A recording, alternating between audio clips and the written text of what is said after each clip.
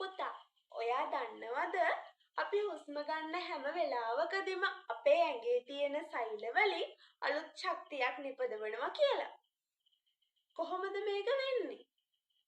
පුතේ, අපි ගන්න ආහාරවල අඩංගු වෙන ග්ලූකෝස් සෛලීය ශ්වසනයේදී ඔක්සිජන් සමග ප්‍රතික්‍රියා කරලා ATP කියන ශක්තිය ආකාරය නිපදවනවා. ඉතින් පුතේ, ඒ හින්දා අපිට ඇවිදින්න, දුවන්න, හිතන්න වගේ එදිනෙදා ක්‍රියාකාරකම් වලට අවශ්‍ය ශක්තිය ලැබෙනවා.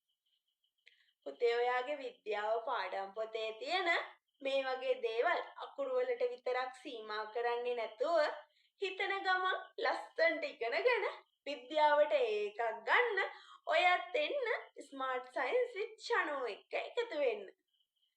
ඔන්න අපි 5න් 6ට යන අපේ චූටි පොඩ්ඩන්ටත් ක්ලාස් එකක් දැන් පටන් ගන්නයි හදන්නේ. ඔයත් අපිත් එක්ක එකතු වෙන්න කැමති නම් 071යි 146යි 86යි 17 කියන නම්බර් එකට WhatsApp මැසේජ් එකක් දාන්නකෝ.